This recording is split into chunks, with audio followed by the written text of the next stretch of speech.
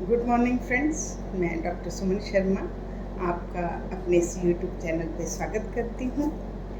Friends, मैं आपके साथ आज शेयर करूँगी कुछ ऐसी नेचुरल हर्ब्स जो हमारे मानसिक उदासी को दूर करने की क्षमता रखती हैं, जिसे आप स्ट्रेस भी कह सकते हैं, आप एंजाइटी कह सकते हैं, आप डिप्रेशन कह सकते हैं, कुछ भी नाम दे लीजिए।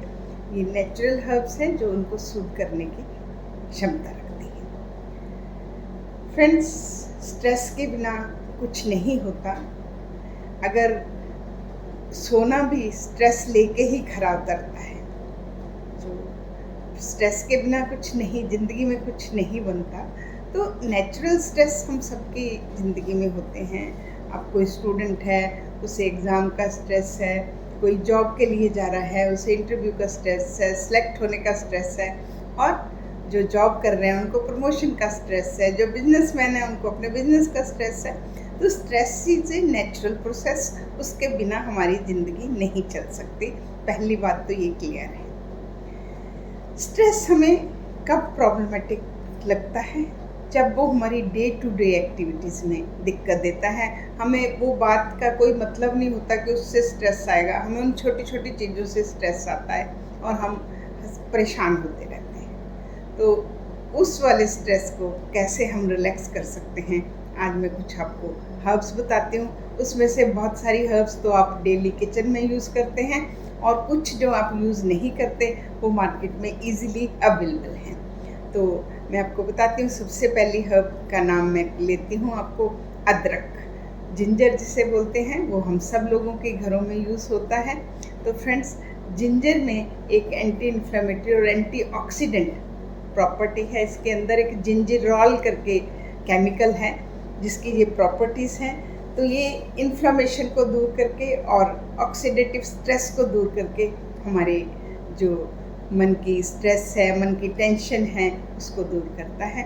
हमें इसको खाने के बाद आप 1 कप पानी लें, जब वो उसमें डाल के, अदरक को डाल के आप स्लाइस करके उसमें कूट के डाल दीजिएगा, एंड अच्छे से बॉयल होके जब वो पानी 1/3 रह जाए तो उसको छान के आप खाने के आधा घंटा बाद सुबह और आधा घंटा बाद शाम आप ले सकते हैं। तो ये हमें मानसिक उदासी से छुटकारा पाने के लिए एक अच्छे हर्ब है। उसके बाद फ्रेंड्स मैं बात करती हूँ हल्दी की, जो हम रोज़ किचन में यूज़ करते हैं।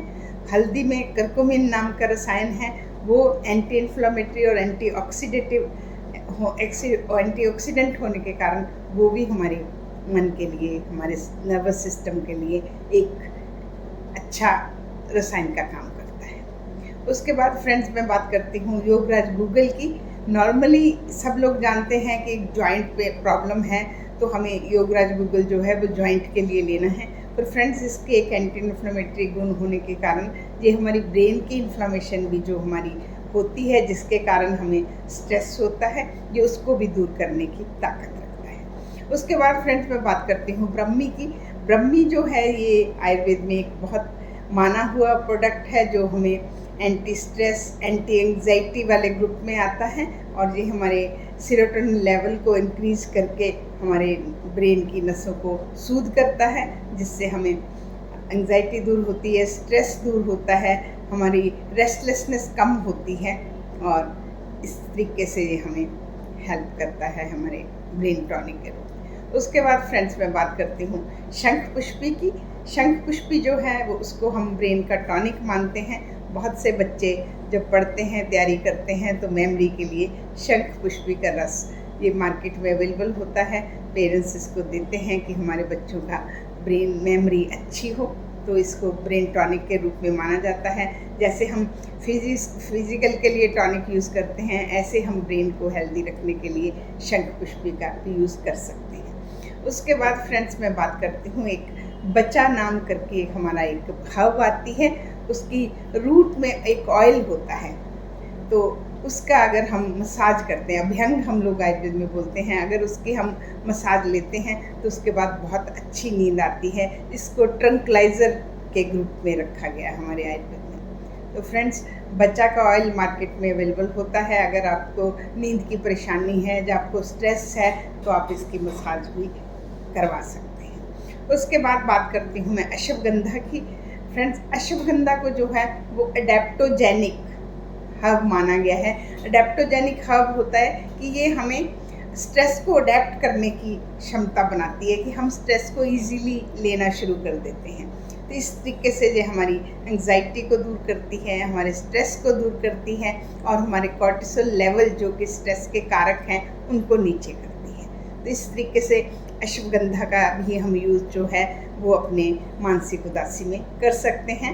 इसका आपको मार्केट में अश्वगंधा अरिष्ट करके भी मिलता है और अश्वगंधा चूर्ण भी मिलता है, तो आप इसको भी अपना कहीं ना कहीं यूज़ कर सकते हैं। उसके बाद फ्रेंड मैं बात करती हूँ, बहुत कॉमन यूज़ होने वाली चीज़ है, आप सबके घरों में होगी मुलेठी।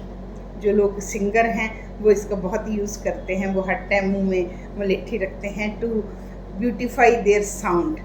जो चीज़ यहाँ को इतना सूद करके उनके गले को इतना ब्यूटीफुल और इतना सूद बना सकती है, वो सेम प्रॉपर्टी से हमारे ब्रेन को भी सूद करती है। क्योंकि जब भी हमें मानसिक उदासी होती है, हमें रेस्टलेसनेस होती है, हमारा ब्रेन इरिटेटिव होता है, हमें गुस्सा आता है, हमें नींद नहीं आती, ये सारे लक्षण होते हैं। तो जब वहाँ पे सूदिंग होगी तो ऑटोमेटिकली ये सारे लक्षण चले जाएंगे। तो आप मुलेठी को भी अपने घर में यूज़ कर सकते हैं। इसको हम लोग चाय में भी यूज़ कर सकते हैं, और जैसे मैंने अदरक का बताया, आप पानी में बॉईल करके जब उसका 1/3 हिस्सा रह जाए तो आप उसको अपने लाइफस्टाइल में डाल सकते हैं। उसके बाद फ्रेंड्स मैं मेडिटेशन और प्राणायाम की बात करूँगी। इसमें कोई हर्ब नहीं है, पर ये प्रॉपरली आयुर्वेद में मेंशन है कि प्राणायाम और आपकी मेडिटेशन, इसका हमारे स्ट्रेस रिलीफ में बहुत बड़ा योगदान है। तो आप इसको तो ज़रूर ऐड करें। मेडिटेशन आप ऐड करें, 10 मिनट सुबह, 10 मिनट शाम आप ऐड करके देखिए। अगर आप करते हैं तब अच्छी बात है, अगर आप नहीं करते आप अपने से जुड़िए, इंट्रोस्पेक्ट करिए। और प्राणायाम भी, प्राणायाम के जो भस्त्रिका है उससे मैंने पढ़ा है कि उससे आपके जो नेगेटिव पाथवे बनते हैं मानसिक कमजोरी में, वो उन तक को ब्रेक करने की पावर रखता है। फ्रेंड्स, क्या होता है जब हम मानसिक अवसाद की, जब मानसिक वीकनेस की जो दवाइयाँ यूज़ करते हैं वो हमारे रूट कॉज को नहीं टैकल करती। इसीलिए जब हम दवाई छोड़ते हैं तो हम दोबारा से, हमें थोड़े टाइम के बाद वही सिम्टम आने शुरू होते हैं, हम फिर डॉक्टर के पास पहुँचते हैं, हमें फिर दवाई लगती है।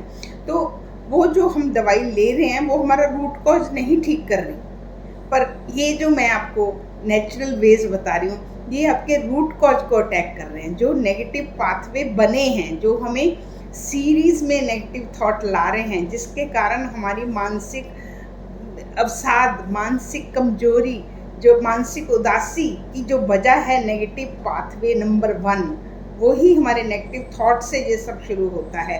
तो फ्रेंड्स, जितनी मैंने आपको हर्ब्स बताई हैं, जब आपको मेडिटेशन बताई है, जब प्राणायाम बताया है, सही में ये उस नेगेटिव पाथवे को ब्रेक करता है। That is the basic. शुरू वहाँ है। इधर हम मेडिसिन ले रहे हैं, वो हम एंड वाले पार्ट को मैनेज कर रहे हैं। जितनी देर ले रहे हैं पार्ट मैनेज हो रहा है, ट्रीट नहीं हो रहा। बट ये जो मैंने आपको हर्ब्स बताई हैं, मेडिटेशन बताया है, योगा बताया है, आपको मॉर्निंग वॉक, इवनिंग वॉक बताई है, आपको लर्निंग न्यू थिंग, क्यों बोलते हैं हम नई चीज़ सीखो, पुरानी तो आपको आती है, आपको ब्रेन को यूज़ ही नहीं करोगे तो नेगेटिव पाथवे वैसे बने रह जाएंगे। लर्निंग न्यू थिंग्स, न्यू साथ में ज़रूर याद रखिए। जब तक हम नया नहीं जोड़ेंगे तो ये नेगेटिव पाथवे ब्रेक नहीं होंगे। तो फ्रेंड्स, ये बहुत छोटी छोटी चीज़ें हैं, बोलने में छोटी छोटी चीज़ें लगती हैं, पर ये रियली बहुत इफेक्टिव है। आप करके देखिए। और इसके लिए ना आपको कहीं जाना है, ना आपको कोई खर्चा करना है, ना आपका पैसा लगना है, सिर्फ एक अवेयरनेस है। और अगर आप अच्छे होंगे तो हम मानसिक अवसाद में एक और बोलते हैं कि आप अच्छे रिलेशनशिप रखिए। आप अच्छे होंगे, आप अपने जिनको आप प्यार करते हैं उनको भी ऊपर उठाएंगे, उनको भी आगे लेके जाएंगे, तो आपको बहुत अच्छा भी लगेगा और खुशी भी होगी, और हम अपने फिट इंडिया में एक कदम और आगे जाएंगे। इसी के साथ मैं आपसे विदा लेती हूँ। नमस्कार। मैं कल और एक बढ़िया से नए टॉपिक से आपसे मिलती हूँ। धन्यवाद।